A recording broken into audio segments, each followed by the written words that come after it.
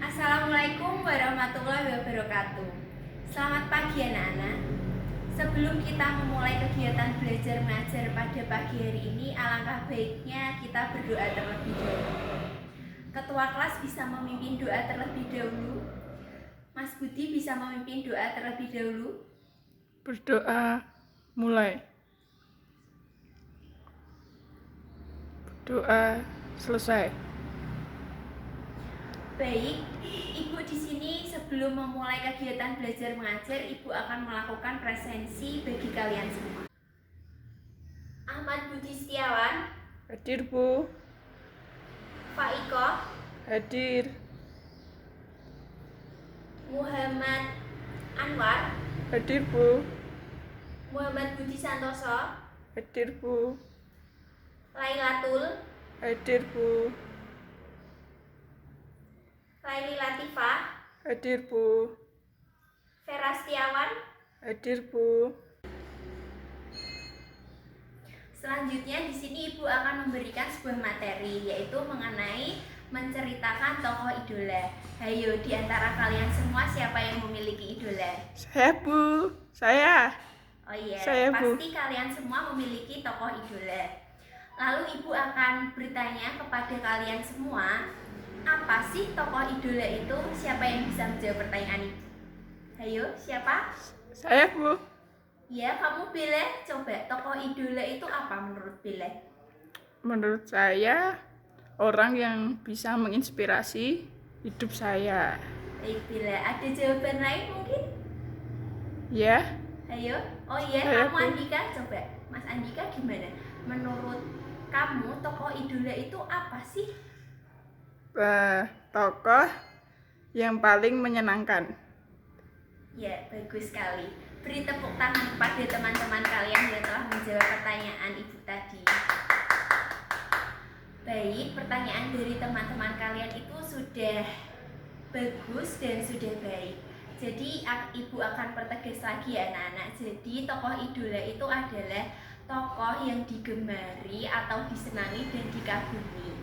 Jadi di dalam tokoh tersebut itu juga memiliki hal baik atau hal yang dapat kita teladani dan dapat diterapkan di kehidupan sehari-hari. Jadi seperti itu ya anak-anak. Lalu Ibu akan menjelaskan mengenai bagaimana sih cara menceritakan tokoh idola itu dengan baik dan benar, yaitu harus melalui keempat aspek ini ya anak-anak. Yang pertama itu kalian harus mengidentifikasi identitas dari tokoh idola tersebut. Lalu yang kedua yaitu mengenai keunggulan dan keistimewaan mengenai tokoh idola itu sendiri. Yang ketiga yaitu hal yang dapat kita teladani dan dapat kita terapkan dalam kehidupan sehari-hari. Dan yang keempat atau yang terakhir yaitu alasan mengapa sih kalian mengidolakan tokoh idola tersebut. Selanjutnya Ibu akan memberikan sebuah tayangan mengenai Raden Ajeng Kartini karena Ibu sendiri itu sangat mengidolakan Raden Ajeng Kartini. Baik anak-anak, kita simak videonya secara bersama-sama. Raden Ajeng Kartini lahir di Jepara, Hindia Belanda 21 April 1879. Meninggal di Rembang, Hindia Belanda 17 September 1904 pada umur 25 tahun. Atau sebenarnya lebih tepat disebut Raden Ayu Kartini. Raden Ayu Kartini adalah seorang tokoh Jawa dan pahlawan nasional Indonesia. Kartini dikenal sebagai pelopor kebangkitan perempuan pribumi. Raden Ajeng Kartini berasal dari kalangan priai atau kelas bangsawan Jawa. Ia merupakan putri dari Raden Mas Adipati Aryo Sosroningrat, seorang patih yang diangkat menjadi Bupati Jepara segera setelah Kartini lahir. Kartini adalah putri dari istri pertama, tetapi bukan istri utama. Ibunya bernama M.A. Ngasirah, putri dari Kiai Haji Siti Aminah dan Kiai Haji Madirono. seorang guru agama di Telukawur, Jepara. Kartini adalah anak kelima dari 11 bersaudara kandung dan tiri. Dari kesemua saudara sekandung, Kartini adalah anak perempuan tertua. Sampai usia 12 tahun, Kartini diperbolehkan bersekolah di ELS. Di sini antara lain Kartini belajar bahasa Belanda. Tetapi setelah usia 12 tahun, ia harus tinggal di rumah karena sudah bisa dipingit. Dari buku-buku, koran, dan majalah Eropa, Kartini tertarik pada kemajuan berpikir perempuan Eropa. Timbul keinginannya untuk memajukan perempuan pribumi karena ia melihat bahwa perempuan pribumi berada pada status sosial yang rendah. Perhatiannya tidak hanya semata-mata soal emansipasi wanita, tetapi juga masalah sosial umum. Kartini melihat perjuangan wanita agar memperoleh kebebasan, otonomi, dan persamaan hukum sebagai bagian dari gerakan yang lebih luas.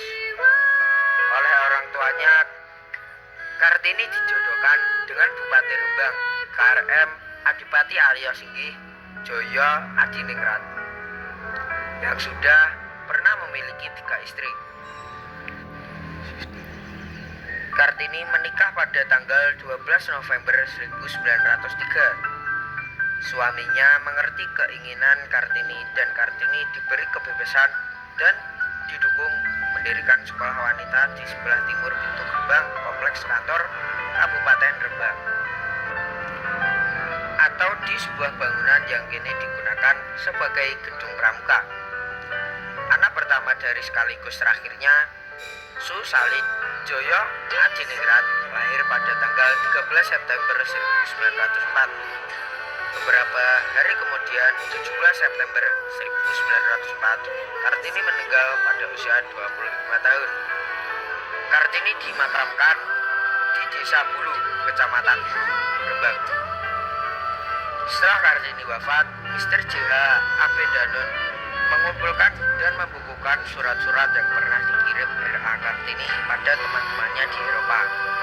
Pada tahun 1922, Balai Pustaka menerbitkan dengan judul yang diterjemahkan menjadi Habis Gelap Terbitlah Terang, Buah Pikiran, yang merupakan terjemahan oleh 4 saudara.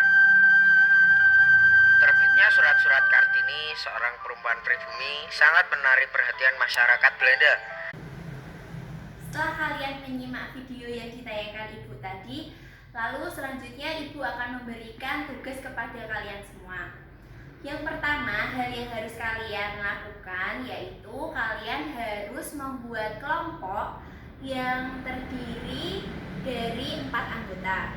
Anggota itu dapat kalian pilih sendiri ya, anak-anak. Lalu yang kedua itu kalian harus menentukan tokoh idola mana yang mau kalian identifikasi. Yang ketiga yaitu ketika kalian mengidentifikasi dari tokoh idola yang telah kalian pilih, kalian juga harus memperhatikan keempat aspek yang telah Ibu jelaskan di kegiatan awal pembelajaran tadi. Yang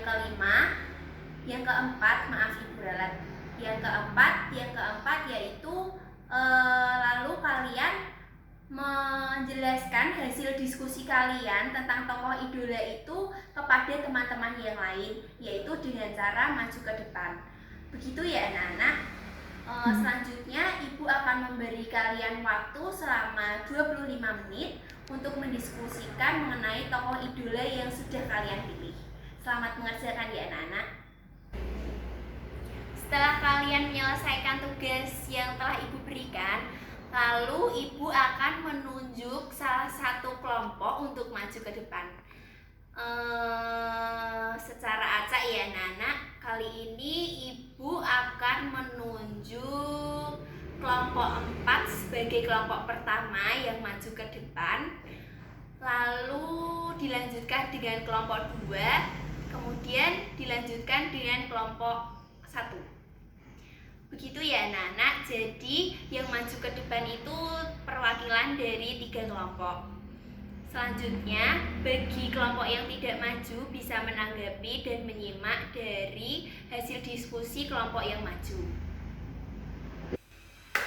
Beri tepuk tangan kepada kelompok yang telah maju. Baik, sangat bagus sekali hasil diskusi dari ketiga kelompok tersebut. Dan mereka juga sangat memperhatikan keempat aspek yang telah Ibu ajarkan tadi.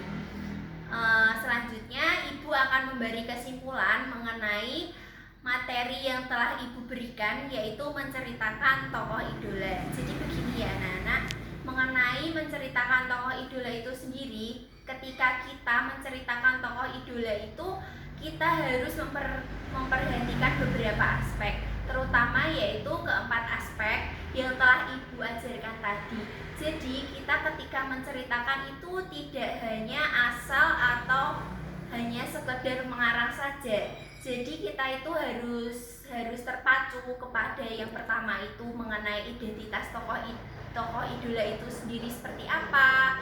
Yang kedua yaitu hal yang dapat kita teladani. Yang ketiga yaitu mengenai keunggulan dan keistimewaan mengenai tokoh itu sendiri. Dan yang keempat yaitu mengapa kita mengidolakan tokoh idola itu sendiri. Jadi ketika seorang pembaca membaca tulisan kita mengenai menceritakan tokoh idola kita, itu pembaca itu bisa membaca dengan jelas karena kita sudah menulis atau menceritakan tokoh idola itu sejelas mungkin. Mungkin itu saja yang dapat Ibu sampaikan mengenai materi menceritakan tokoh idola. Terima kasih. Wassalamualaikum warahmatullahi wabarakatuh. Waalaikumsalam warahmatullahi wabarakatuh.